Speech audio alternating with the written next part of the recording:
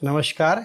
आप देख रहे हैं आपका पसंदीदा कार्यक्रम नवरात्र के पवित्र पावन पर्व पर हमारे द्वारा जो है माता भगवती के विभिन्न स्वरूपों के दर्शन हम आपको करा रहे हैं। मैं पंडित राजेश दुबे भोपाल से। आज यह जो कार्यक्रम है यह विशेष रूप से चौथे नवरात्र की मूर्ति माता कुष्मांडा को समर्पित है। माता कुष्मांडा ब्रह्मांड की देवी जो सूर्यमंडल में वास करती है, अर्थात सूर्य की समस्त जो किरणें हैं उन किरणों में माता का वास है। और उन किरणों में माता का वास होने की वजह से उनका जो स्वरूप है वो बड़ा विस्तारित है, विस्तृत स्वरूप है। दसों दिशाओं में माता का प्रभाव होता है। प्रत्येक जीव की जीवनी शक्ति को संवर्धन करने वाली, बीजों को संपुष्ट करने वाली और प्रकृति को आनंद देने वाली माता यह जो है कुष्मांडा कहलाती है, जो सूर्य की रश्मियों में वास करती है। सूर्य की अधिष्ठात्री देवी मानी जाती है। माता कुष्मांडा का जो स्वरूप है, यदि हम उसके दर्शन करें तो हमारे सामने जो उनका स्वरूप है, माता बाघ के ऊपर विराजमान है। बाघ के ऊपर विराजमान होने के साथ में माता के जो है वो 8 हाथ है। और उन 8 हाथों के साथ में जब उनकी दिव्य मूर्ति के हम दर्शन करते हैं तो कहा जाता है कि हे माता, आपके शीश पर कनक रत्न जड़ित मुकुट सुहावे, कंठों पर है रत्नों की माला। अनेकों आभूषणों से युक्त लावण्यता से दर्शन देने वाली माता का स्वरूप बड़ा भव्य है, लावण्यता को बिखेरता है, तेजोमय है। सारे संसार को तेज और प्रकाश देने वाली माता कुष्मांडा का जो पर्व चौथी नवरात्र के दिन जब मनाया जाता है तो उनके स्वरूप को जब हम दर्शन कर रहे हैं तो उनके 10 हाथ हैं। उन 10 क्षमा चाहूँगा, यहाँ पर 8 हाथ हैं। उन 8 हाथों में माता के अनेकों प्रकार के अस्त्र है। सुदर्शन चक्र है, गदा है, त्रिशूल है, परिध है और भाला है, बर्छी है। इस प्रकार से नाना प्रकार के जो अस्त्र उनके हाथ में है। और एक हाथ में माता के दाहिने हाथ में जपमाला, अर्थात माता जप करती है संसार की कुशलता के लिए, रटती है संसार सदा सुखी रहे, संसार में वैमनस्यता ना रहे, सब सुख के भाव को प्रकट करने वाली माता भगवती का यह भव्य स्वरूप जो है माता के दर्शन को ललायित करता है। माता का पूजन करने से शोक, ताप, रोग आदि जो है वो नष्ट हो जाते हैं। मनुष्य को दीर्घायु प्राप्त होती है, ज्ञान को देने वाली, बुद्धि को देने वाली। ऐसा कहा जाता है कि माता के प्रकट होने से पहले ब्रह्मांड में सर्वत्र चारों ओर अंधियारा था। चहु ओर अंधियारा के कारण बुद्धि और मस्तिष्क शून्य था, अर्थात अवचेतन था। माता ने सूर्यमंडल में प्रवेश करी और उसके पश्चात दसों दिशाओं में जब अपने प्रभाव से आलोकित करी तो मनुष्य अवचेतन अवस्था से चेतन अवस्था की ओर आ गया। और उसके बाद जब चेतना जागृत हुई तो माता स्वयं जप करती है, तो उसका अनुसरण करते हुए उसके भक्त भी जो है जप और तप करने लगे हैं। शैलपुत्री पे माता के घट की स्थापना करते हैं। ब्रह्मचारी में हम अपने समस्त बीजों को, पराक्रम के शौर्य को जो संरक्षण करते हैं। और उसके पश्चात फिर जो है चंद्र घंटा जब आती है तो फिर युद्ध की शैली के लिए माता आवृत्त होती है। इसी प्रकार से जब सूर्यमंडल में देवी आती है तो उस चेतन अवस्था के आधार पर वह रण की ओर जाने के लिए अग्रसर भी मानी जाती है। कहा जाता है कि माता का पूजन करने से मनुष्य को समस्त फलों की प्राप्ति होती है। और वो फल भी कैसे, जो साधारण तौर माता के केवल भक्ति करने से प्राप्त हो जाते हैं। माता की भक्ति करें या उनका पूजन करें तो किस प्रकार से करें। सूर्य के समान तेज को धारण करने वाली, सातों चक्रों को जागृत करने वाली माता भगवती का जो यह स्वरूप है, यह आपको अनन्य शारीरिक शक्तियां प्रदान करता है। जो मनुष्य नवरात्र के इस पवित्र पावन पर्व की बेला पर अपने आप को माता के चरणों में समर्पित करते हुए माता की भक्ति को करता है और माता के मंत्रों का जप तप आदि करता है तो उसके अंदर उत्सर्जना शक्ति का जन्म होता है। और जब उत्सर्जना शक्ति का जन्म होता है तो मनुष्य की बुद्धि और कुंडलिनी जागृत हो जाती है और उसकी वजह से वह लोक कल्याण के कार्यों को करने के लिए प्रवृत्त हो जाता है। माता लोक कल्याण की दृष्टि से संसार में प्रकट हुई हैं और माता अपने भक्तों को भी यही संदेश देती है कि लोक कल्याण करना चाहिए। माता की थाली हम कैसी सजाएं? यदि हम इस बात पर आएँ तो माता का पूजन यदि आप करते हैं तो पंचोपचार, षोडशोपचार और अष्टोपचार इन विधियों से करते हैं, लेकिन भाव पूजन भी किया जा सकता है। माता की थाली विशेष रूप से आज के दिन सजती है। किस प्रकार से सजती है यदि हम इसको देखेंगे तो जो नियमित उसके अंदर पदार्थ रखे जाते हैं, चंदन, उसके साथ में कुमकुम, सिंदूर, हल्दी, भोडर, गुलाल और नाना प्रकार के पुष्प, नाना प्रकार के मिष्ठान, नाना प्रकार के फल आदि रख के माता का पूजन किया जाता है। लेकिन आज के दिन का विशेष एक ऐसा टिप्स है जिससे माता प्रसन्न होती है। वो क्या है? 36 लौंग की माला बनाएं और उन 36 लौंग की बनी हुई माला को माता भगवती को अर्पित करें। और अर्पित करने के साथ में आप ध्यान रखें कि रात्रि में जब आप माता का पूजन करते हैं रात्रि के काल में, तब गाय के कंडे में 36 लौंगों को घी में भिगाकर और फिर उसके पश्चात में आप होम करें। ऐसा करने से आपके सातों चक्रों में जागृति आती है और सातों ताप के शोक से आप मुक्त हो जाते हैं।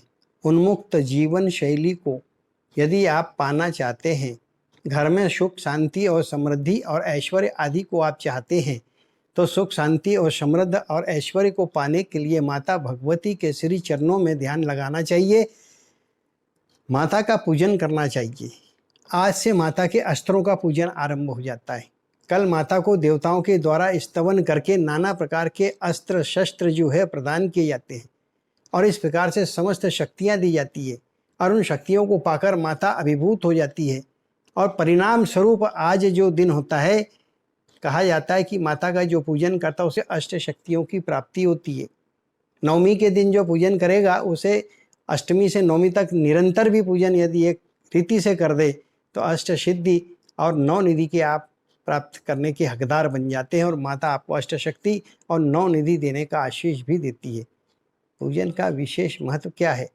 सबसे पहले आप माता के चरणों को, जिन्हें चरण पुष्प कमल के समान है जिनके, उनका पूजन करें। पूजन करने के पश्चात माता से प्रार्थना करें कि हे माता, मैं आपका भक्त आपके पूजन के लिए आज्ञा चाहता हूँ और आप जागृत अवस्था में हों तो मैं आपका पूजन करूँ।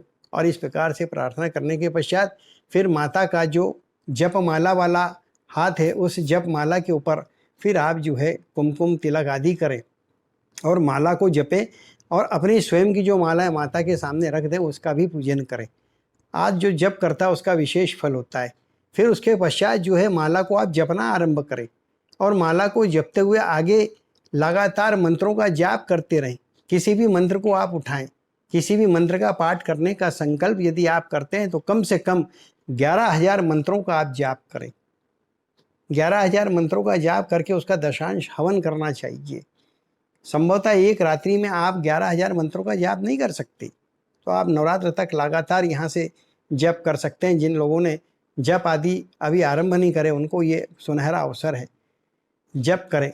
फिर उसके पश्चात माता के हाथ में सुदर्शन चक्र है, सुदर्शन चक्र का पूजन करके भाव भंगिमा के साथ में यह प्रार्थना करें कि हे माता भगवती, आपके हाथ में दी हुई शक्ति सुदर्शन चक्र है जो सदैव सुदर्शन कराता है, इसका मैं पूजन करता हूँ ताकि इनका पूजन करने के पश्चात संसार में चारों ओर सुखमय वातावरण बन जाए। सुख की प्राप्ति के लिए सुदर्शन चक्र का दर्शन करना चाहिए, इससे यश, गौरव और कीर्ति की आपको प्राप्ति होती है। उसके पश्चात फिर तलवार का पूजन करना चाहिए दूसरे हाथ में। माता के तलवार का पूजन करें, तब ध्यान से फिर माता का अस्त्र का पूजन करते हुए प्रार्थना करें कि हे माता, हर घर में तलवार हो जहाँ पर शत्रुओं पर तल से वार किया जा सके, तलवार चलाना ना पड़े और तलवार को केवल रखकर ही हम समृद्धि को और शौर्य को पा सके, ऐसा कह के माता के फिर आप तलवार का पूजन करें। उसके पश्चात गदा का पूजन करें, फिर उसके पश्चात भाले का पूजन करें, फिर उसके बाद धनुष बाण का पूजन करें और इस प्रकार से क्रम से माता के जो 8 हाथ में शस्त्र है उनका पूजन करें और उनसे निवेदन करें कि हे माता, सर्वांगमयी विजय को प्राप्त करने वाली, सुख संपत्ति को देने वाले, समस्त सुखों के साथ मुझे आप ऐश्वर्य प्रदान करें। केवल इतना ही नहीं, मैंने आपका पूजन किया हूँ माता भगवती, आप मुझे ऐसा आशीष दें जिसकी वजह से मैं अपने जीवन में जो मेरी शारीरिक क्षमताएं उनको मैं आगे बढ़ा सकूं।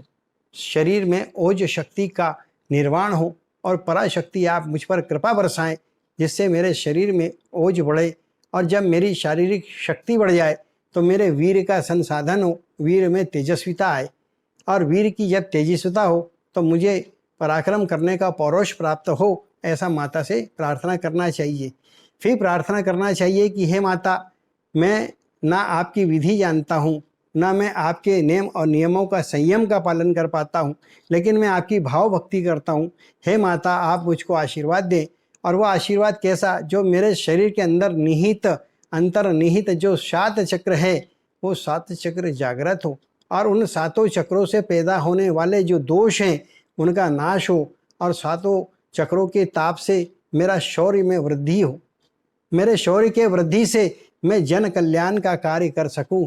इस प्रकार से माता कुष्मांडा से प्रार्थना करना चाहिए। ओम क्राम कुष्मांडाई नमः, इस मंत्र का जाप करना चाहिए, या फिर ऐम रीम क्लीम चामुंडाई बिच्चे, इस मंत्र का आप जाप कर सकते हैं, और लगातार इसका जाप करते हुए जो माता का पूजन करें। फिर पूजन करने के पश्चात प्रश्न आता है, माता को भोग क्या लगाएं?